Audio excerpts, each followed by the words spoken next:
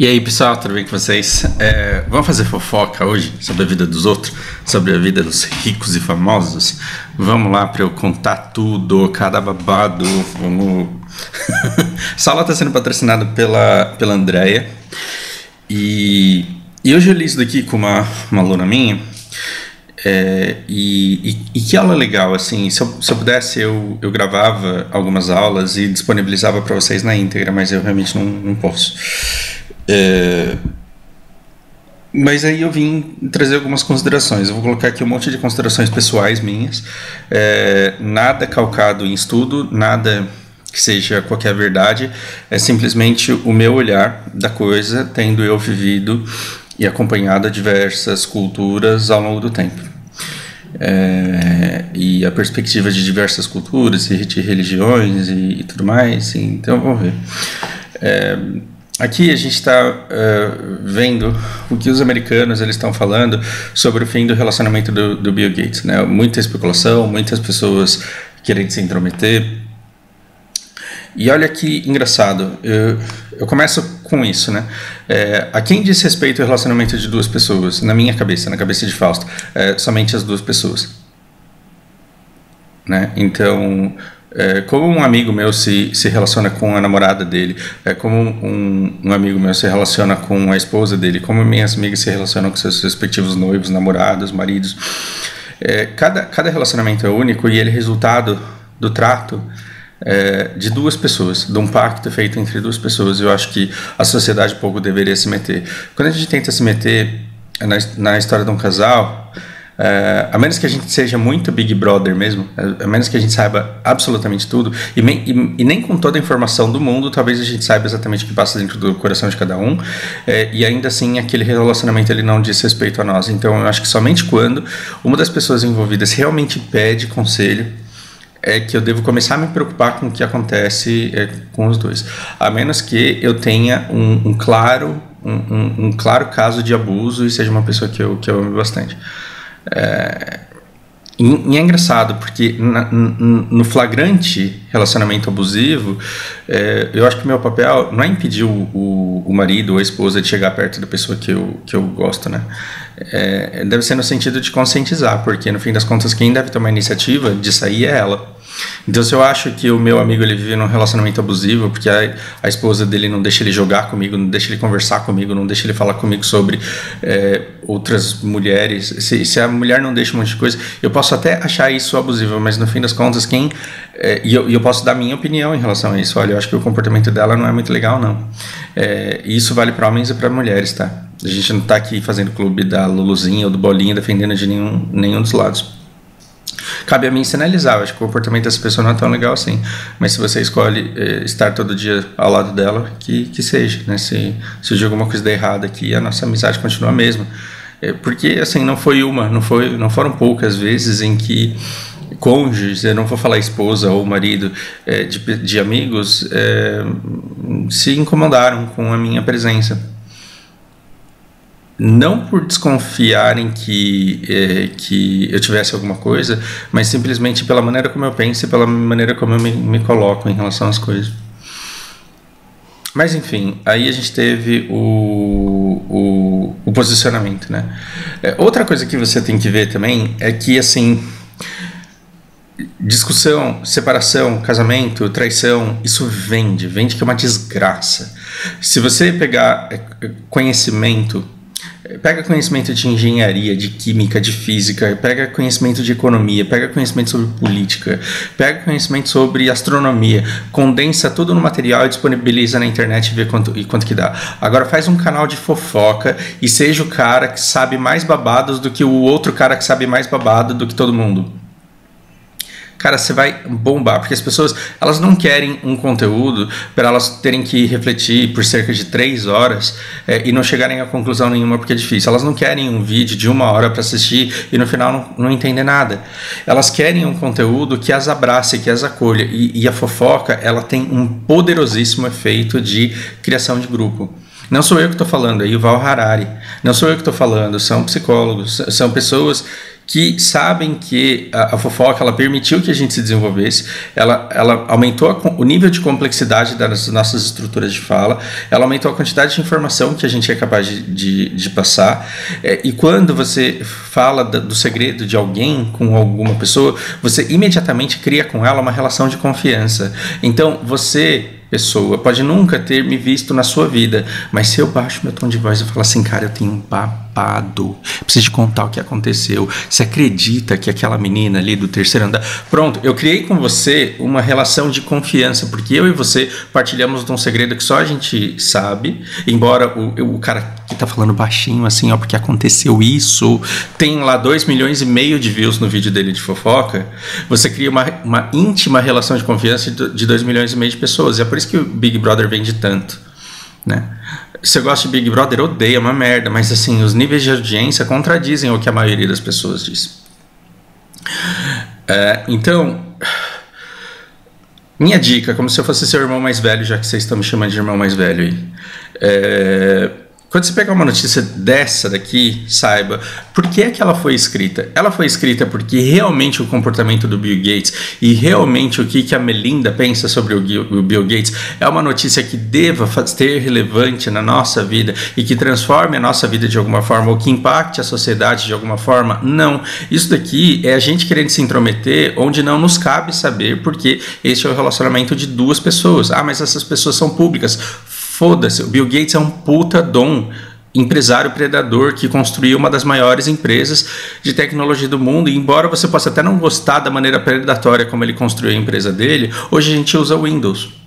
Então nossa vida melhorou muito com o desenvolvimento e com a existência do cara e com essa capacidade dele de articular e de organizar e de obter. E a Melinda, ela deu vazão a boa parte da riqueza dele numa coisa que é menos fútil do que comprar bolsa e sapato. O que ela fez?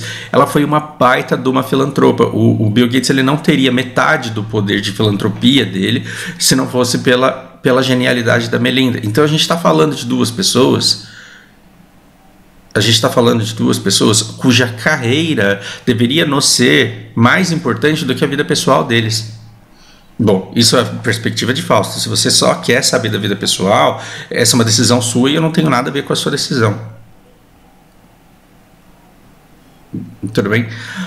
Então, se você faz uma matéria no New York Times com um laudo, assim, com um histórico, com a biografia do Bill Gates, falando sobre todas as coisas que ele fez que foram relevantes para a história da humanidade, você acha que o público vai ler isso e vai ter interesse e eles vão eventualmente se esbarrar em um anúncio aqui, em um anúncio aqui, em um outro anúncio aqui, em um outro anúncio aqui, e depois de um outro anúncio aqui. Você está entendendo por que uma notícia ela é feita, disponibilizada gratuitamente para você? Embora eu pague, acho que $7 por $5 por mês aqui, isso daqui é aberto, isso daqui está na região que qualquer um pode acessar. Uma empresa, ela disponibilizaria um conteúdo gratuitamente para você sem interesse nenhum? Não, ela tem interesses, ela está vendendo propagandas. Ela precisa que você leia. E se você colocar a vida do Bill Gates, as coisas mais relevantes sobre a vida dele, os maiores feitos da vida dele, você acha que o grande público leria isso? Não, mas vai fazer fofoca da vida pessoal do cara. E aí você vê que os níveis de visualização eles são muito maiores, tanto que a quantidade de propaganda que você consegue num artigo como esse é enorme, fazendo com que você queira fazer uma notícia longa mesmo. Para quê? Para que você possa colocar essas notícias embutidas aqui. Então, em primeiro lugar, por que é que uma notícia chega até você? É sempre importante você pensar isso. Por que é que um cara vestido um jaleco branco dizendo que já tem remédio para Covid e que a gente não sabe porque o Dória não presta, por que é que um vídeo desse chega ao seu WhatsApp? Você tem que sempre se perguntar por que foi que determinado conteúdo foi criado. Só que aí depois a gente continua, né? A gente continua pro relacionamento mais humano. E aí eu gostaria de me posicionar em relação ao que eu penso sobre relacionamentos. Se você estudar a história, se você for ver lá o que aconteceu com o rei inglês lá, esqueci o nome dele, Henrique, É Henry, né? Enfim, se você for estudar a história e olhar para a vida de reis, de imperadores, de pessoas que foram relevantes, você vai acompanhando assim ao longo de toda a vida da pessoa pontos bons, pontos que fizeram com que ela fosse respeitável e que ela fosse relevante o suficiente para entrar na história. E aí depois você vai vendo outros pontos, né? Você vai ver o que Davi fez com Batseba, o que Salomão fez com as minas lá, e aí você vai vendo que você fala, porra, tem alguma coisa aqui que tá errada. Todas essas pessoas aqui, elas têm um comportamento muito feio em algum momento da vida delas. E aí eu sou o cara que se pergunta, será que essas pessoas, elas são aquelas que mancharam a biografia delas tendo um comportamento feio que elas não deveriam ter? Ou será que são as minhas expectativas em relação ao comportamento que elas deveriam ter que tem algum problema? Qual dos dois? Então, existe uma grande diferença entre aquilo que a gente gostaria que a sociedade fosse, entre aquilo que a gente gostaria que a natureza humana fosse, e aquilo que a gente é de fato, e aquilo que a natureza humana é de fato. Então eu penso assim, vamos todo mundo partir do mundo ideal, onde você seja plenamente fiel, e vamos criar um mundo melhor ainda, onde todo mundo tenha que viver para sempre com o primeiro namoradinho, a primeira namoradinha da vida. No meu caso eu estaria muito lascado, porque a minha primeira namorada se tornou uma pessoa completamente diferente de mim, porque eu evoluí para um lado e ela evoluiu para um outro completamente diferente. E se eu tivesse que viver ao lado dessa minha primeira namorada, com quem eu transei, com quem eu fiz promessas de amor, se eu tivesse que ficar do lado dela, a minha vida não só seria um inferno, eu seria completamente infeliz, e eu não teria realizado grandes das coisas que eu considero relevantes para a minha vida. Eu com certeza não conseguiria fazer isso do lado dessa pessoa. Então eu acho que em algum momento você deve pensar até que ponto eu estou disposto a abrir mão da moralidade da minha biografia para manter a expectativa das pessoas em relação a ela. O que você prefere? Uma vida plena, vivida da maneira que você quis viver, ou uma maneira que todo mundo olha e fala assim, fulano foi uma pessoa muito correta?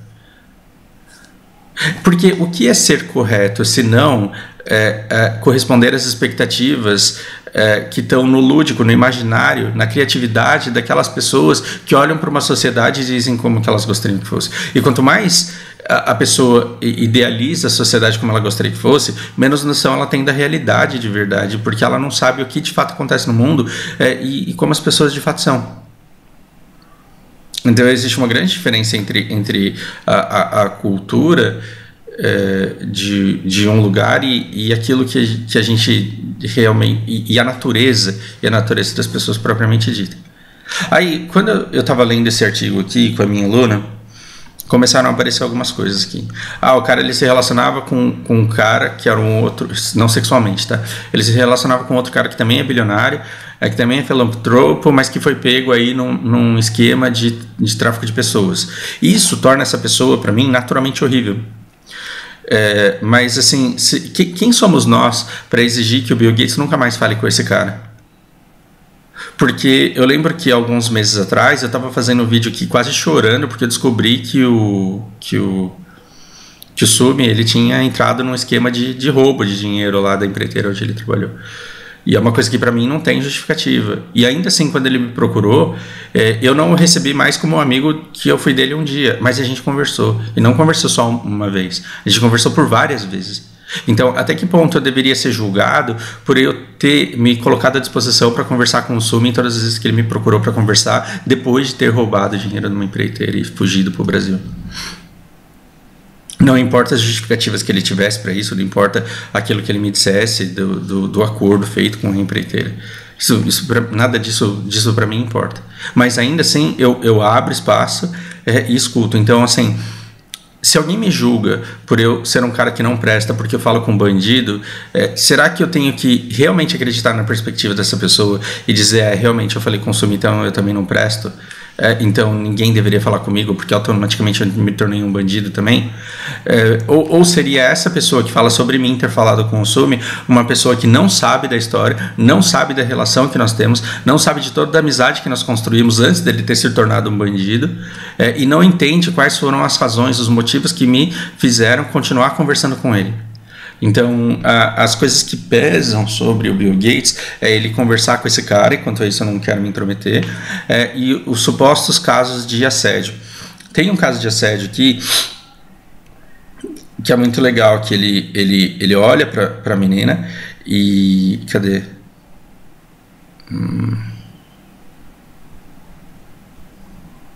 Ele olha para a menina, baixa o olhar dele e fala assim, eu quero... Talvez eu já tenha até passado, eu não estou nem enxergando direito. Ele estava de pé numa festa de coquetel, aí ele chegou perto da menina, baixou a voz dele e disse, eu quero te ver, você jantaria comigo? Eu quero te ver, você jantaria comigo? Então a gente está num coquetel, um monte de gente lá, aí eu baixo a minha voz e digo, eu quero te ver, você jantaria comigo? De acordo com essa mulher que não quis se revelar, ela quis manter a anonimidade dela, porque ela não quer gerar relevância e construir uma imagem dela em cima de fofoca. E ela não sabia como agir, ela ficou desconfortável, e aí o que ela fez? Ela foi lá e deu um sorrisinho e disse que não. Existe uma grande diferença entre isso e um assédio e uma perseguição. E isso daqui é uma questão, é uma visão pessoal minha, tá? Você não tem que concordar com nada disso que eu estou falando. Mas perceba, qual é a minha definição, o que eu considero assédio? Assédio é você chegar para uma mulher e falar assim, você vai jantar comigo hoje porque você é minha funcionária. Não, mas eu sou casado, eu também sou, não tem problema, moça, a gente vai se ver hoje à noite. Não, mas eu não quero. Não. Então, você realmente valoriza essa carreira que você tem? Isso é assédio. Isso é assédio. Isso tem que ser exposto. Isso tem que ser exposto. Agora o cara chega para a menina e fala assim, que beleza, hein? Nossa... Você quer jantar comigo? Isso é nojento, isso é nojento. Mas quando o cara ele olha pra menina e fala assim, eu quero te conhecer, eu quero te ver, você jantaria comigo hoje? E ele dá espaço para essa menina sorrir sem graça, e ele entende isso como um não. Então todo mundo diz que, quer dizer, muita gente diz que o Bill Gates ao longo do tempo, e eu acho que tem cara que vai ficando velho e porque não viveu determinadas coisas quando tinha que viver, aí fica velho e quer viver tudo de uma vez, e aí vira o Silvio Santos, né?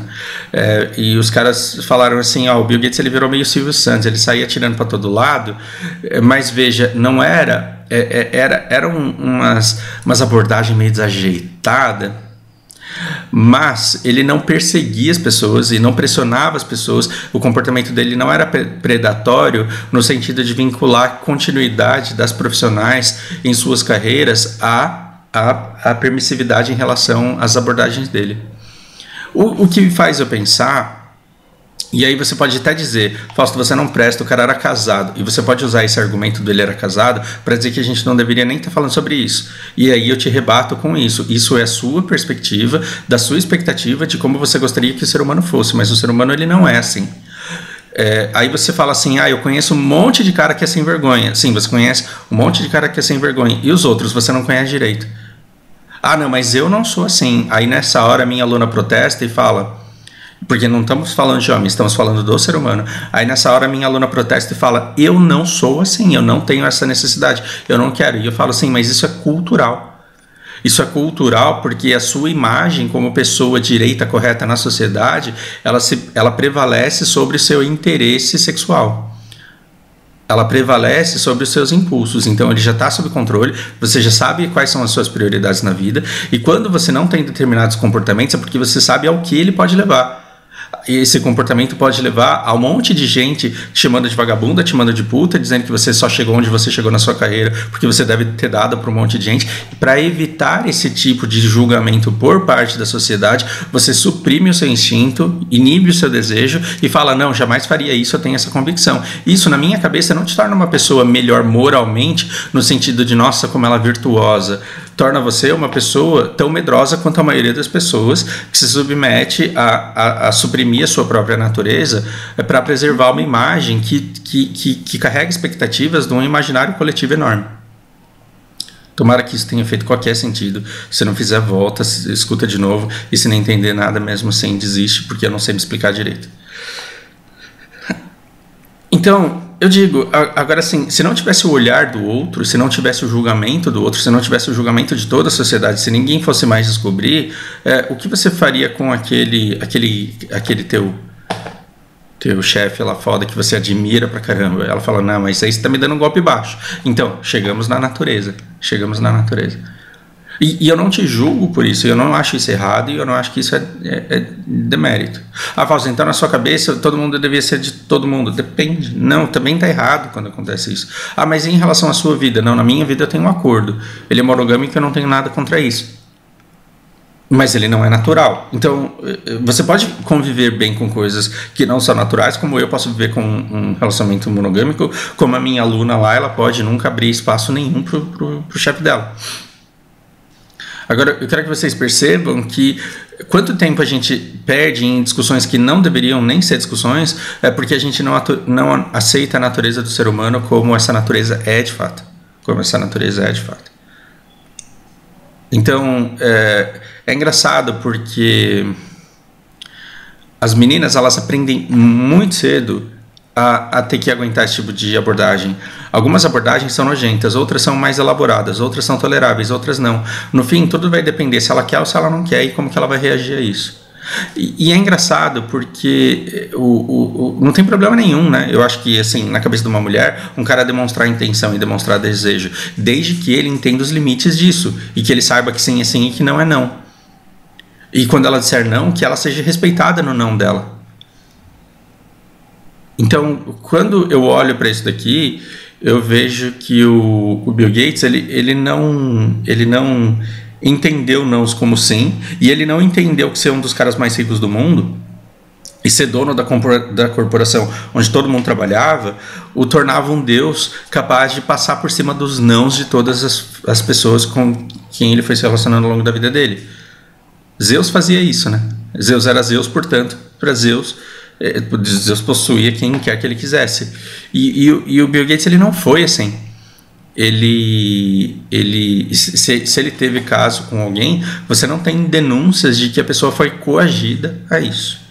Por isso que eu gosto muito das premissas do Karnal lá. No sexo, tudo é permitido, desde que não com menor de idade, porque ainda não é uma pessoa ainda, e a gente tem que proteger para que vire, para que se torne uma adulta, e com consentimento. Então, se tem consentimento da pessoa, tudo é válido. Esse consentimento ele foi coagido, então ele deveria ser denunciado.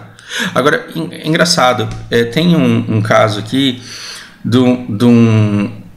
de amigos dos Gates que foram para uma bicicletaria, e aí a família de uma das atendentes da bicicletaria falou assim que ela tinha sido sexualmente assediada pelo amigo deles. E aí a denúncia foi: eu sei que ele é amigo de vocês, e se a gente não fizer um acordo aqui, eu vou denunciar e todo mundo vai ficar sabendo. E aí eles fecharam um acordo com um pagamento de uma indenização. E aí eu me pergunto, se eu fosse essa menina vendendo a bicicleta e o cara me assediasse sexualmente, eu ia tentar ganhar dinheiro dos Gates ou eu ia expor esse cara que é amigo deles para todo mundo, para quem quisesse ver? Será que eu não gravaria esse assédio, ou eu juntaria testemunhas a respeito desse assédio, tornaria isso público para que mais mulheres tomassem cuidado com o comportamento desse cara quando ele entrasse numa loja, para que elas se certificassem de não estar sozinhas numa loja quando um cara desse nojento entrasse?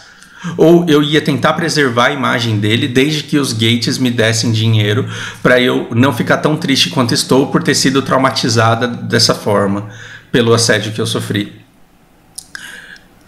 E eu não estou defendendo assédio, não. E nem estou dizendo que a mulher ela não tem que tomar uma atitude quando ela for assediada.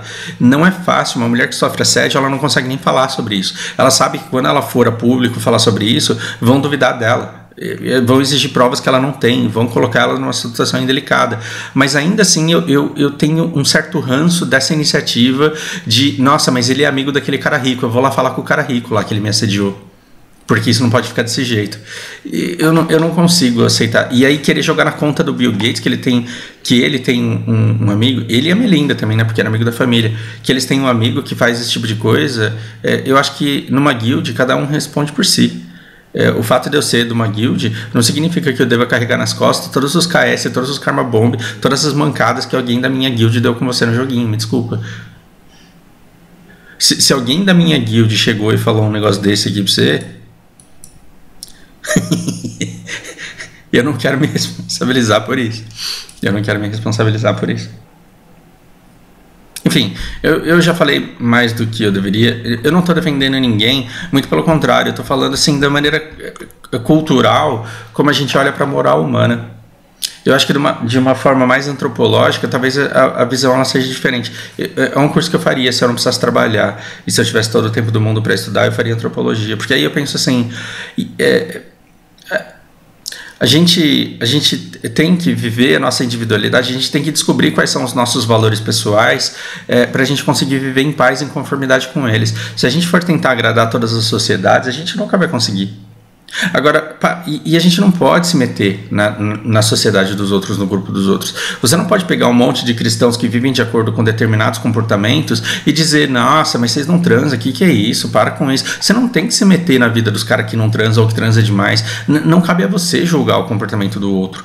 Você tem que respeitar em culturas diferentes um comportamento diferente. Agora, você, com as pessoas com quem você quer se relacionar, criar uma bolha onde você possa viver pacificamente, em paz, de acordo com seus preceitos, de acordo com seus conceitos, de acordo com seus valores, eu acho isso muito importante. Aí você fala assim para mim, e você acha que tem que respeitar todas essas culturas? E essas culturas onde meninas de 9 anos são obrigadas a casar com um cara de 60? Você acha isso certo? Não, eu acho isso horroroso. Eu tenho nojo, eu repudio esse tipo de coisa. Ainda assim, eu não posso entrar na sociedade dos caras e falar o que eles têm que fazer. Eu não posso chegar lá no país onde isso acontece e dizer, escuta, para com essa pouca vergonha aí, tá ok? Eu tô falando em nome de quem? De Deus? Quem sou eu para falar em nome de Deus? Quem é qualquer pastor para falar em nome de Deus?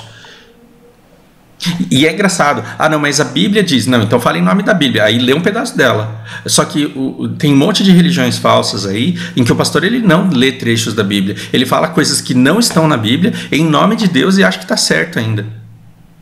Porque Deus quer, Deus falou para mim. Vai tomar no cu. Aí assim, você tem o país onde esse tipo de coisa acontece, o máximo que você pode fazer é, como é que eu posso te ajudar? Vocês, meninas, vocês, famílias, vocês querem fugir todo do país de vocês? Têm condições de dar refúgio? Não.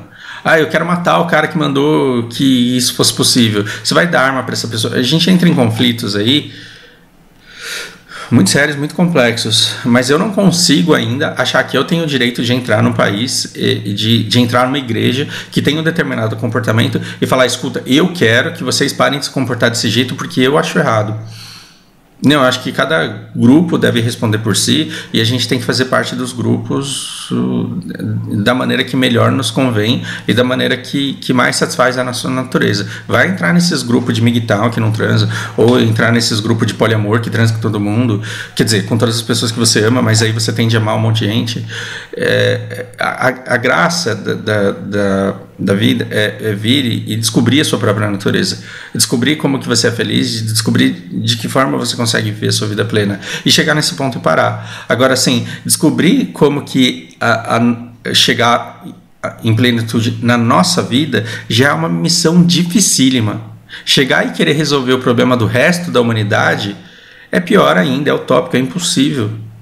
Agora, que dizer de uma pessoa que não resolve a própria vida, que não está bem com os próprios conflitos e aí quer sair resolvendo dos outros para se esquecer que ele tem problemas na vida dele que ele não consegue resolver? 90% das pessoas que seguem site de fofoca estão nessa.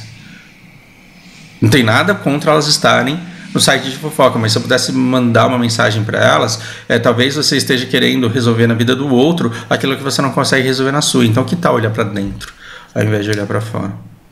Nossa, tô ácido, né? Salty. I'm salty.